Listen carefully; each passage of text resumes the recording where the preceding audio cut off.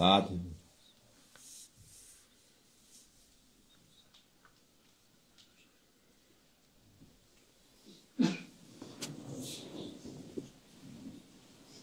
السلام عليكم.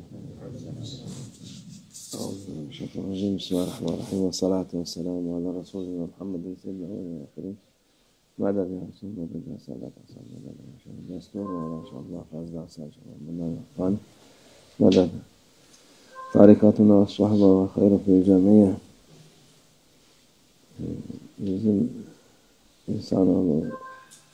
insanlar aciz insanlardır. Humans are helpless beings.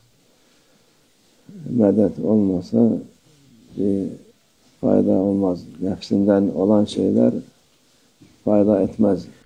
And without support, madad, there is no benefit coming from humans. Because without madad, things would be from the ego, and what comes from the ego is not beneficial. Şimdi şeyler çıkmış. Gene insanları kandıran bir tayfa var.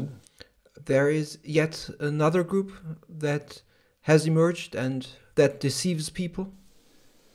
Medet demek günahmış, olmazmış. They say that asking for support madad is a sin, and they say that it is not permissible. Nasıl şey yapacaksın kendi? But how are you going to do it on your own? Kendin şey yapacaksın diyor. They say, no, you're not allowed to ask for madad support. You will do it on your own, they say. Orada okuyacaksın, onu söyleyeceksin. Simply read that, what is written there, and repeat that and say that what is written there. Milleti yoldan, atalarımızın yolundan çıkaracaksın. But what they are doing is they're leading people astray from the path, from the right path, which has been shown to us through our ancestors. Yani Efendimiz sallallahu aleyhi ve sellem zamanından şimdiye kadar böyle tayfalar var. And since the time of our Prophet, peace and blessings be upon him, until now, there have been such groups who have been deceiving and leading people astray. Hak olan yolu insanlara kötü gösteren bir tayfa var. There have always been people and groups that make the true path seem to be bad to people. Her zaman çıkar. And those types of people will always appear. Çeşit tiplerde çıkıyor. Aynı şekil değil. And they appear in various different forms. They are not always the same. Ama hak yol hiç değişmeden kıyamete kadar sürecek Allah'ın izniyle. But the true path will continue without ever changing until the day of the judgment by Allah Almighty's will. Medet demek yardım istemek demek. To say madad means to ask for help. Allah'tan yardım etsin. Allah dostlarından, Peygamber Efendimiz'den sallallahu aleyhi ve sellem, meşayihlerden. And you may say madad and ask for help from Allah Almighty, from the awliyaullah, from our Prophet, peace and blessings be upon him, from the sheikhs. Yardım istemektir. İnsan kendi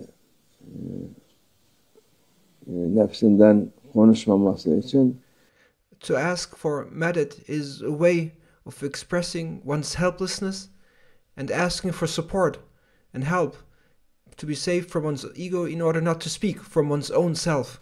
Nefsine tabi olmaması için. To ask for madad means to ask for help in order to be protected, in order to not follow one's ego.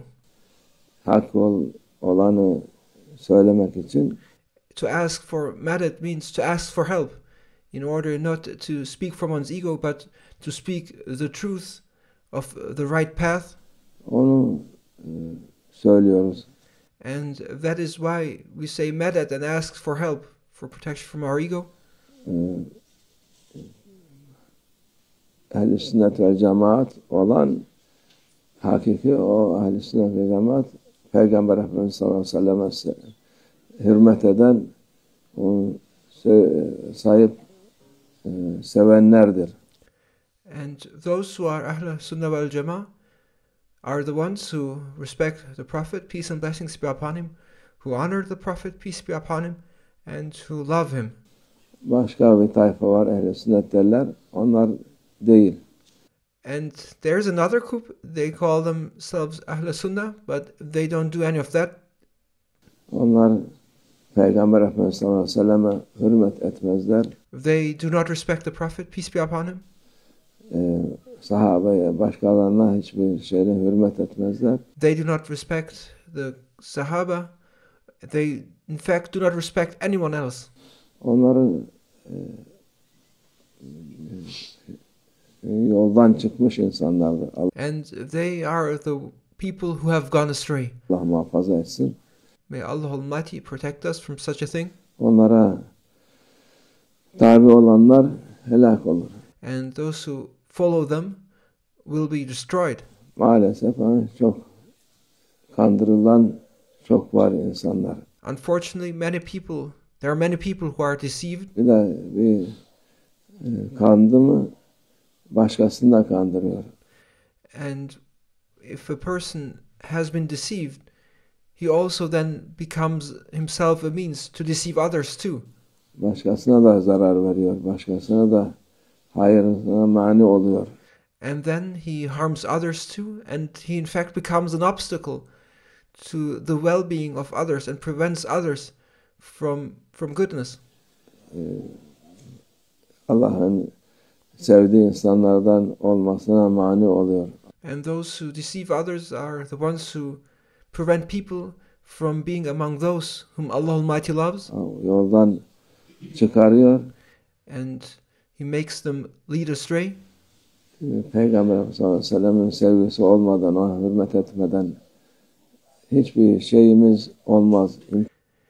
Those who deceive others make people go astray, because without the love of the Prophet, peace be upon him, without honoring and respecting the Prophet, peace be upon him, we have nothing. It is impossible. Yani yok. Mantık, akıl da onu söyler.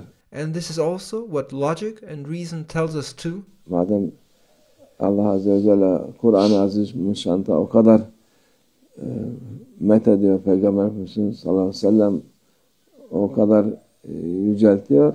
Just look at how much Allah Almighty praises our Prophet, peace and blessings be upon him, in the Holy Quran multiple times, and how much He Almighty Allah elevates our beloved Prophet, peace and blessings be upon him.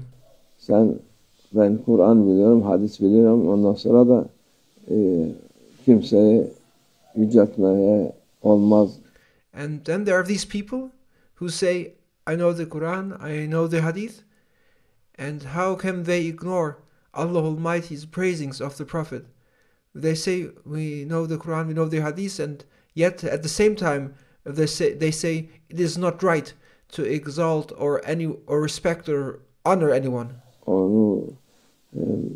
Sen onu yaparsan müşrik olursun, kafir olursun. If you prevent people from honoring the Prophet, from honoring, respecting whom Allah Almighty has honored, then you are in fact becoming a mushrik, an unbeliever. Yani ne akılla izah olunur, ne mantıkla. So those things which they say, there's no explanation for that. It doesn't make, what they say doesn't make sense, whether from a perspective of reason nor of logic. Aklı, mantığı olan insan Peygamber sallallahu aleyhi ve sellem yolunda gidip onu tazim eder. A person with reason and logic recognizes and follows the path of the Prophet, peace and blessings be upon him, and honors the Prophet. Onu en yüksek mertebe, en başta olan vazife olarak bilmesi lazım. And the one who follows the path of our beloved Prophet, peace and blessings be upon him, will honor the Prophet, peace be upon him. He will recognize that he, our beloved Prophet, peace and blessings be upon him, is at the highest station, and it is the greatest honor, and it is the foremost duty to love and honor the Prophet, peace and blessings be upon him. Allah sabit kadam kılsın. May Allah Almighty make us to be steadfast. Bu insanların, ümmeti de şerlerinden muhafaza etsin. And may Allah Almighty protect the Ummah from the evil of these people, inshallah. İnşallah. Onunla Allah tevfik. El Fatiha.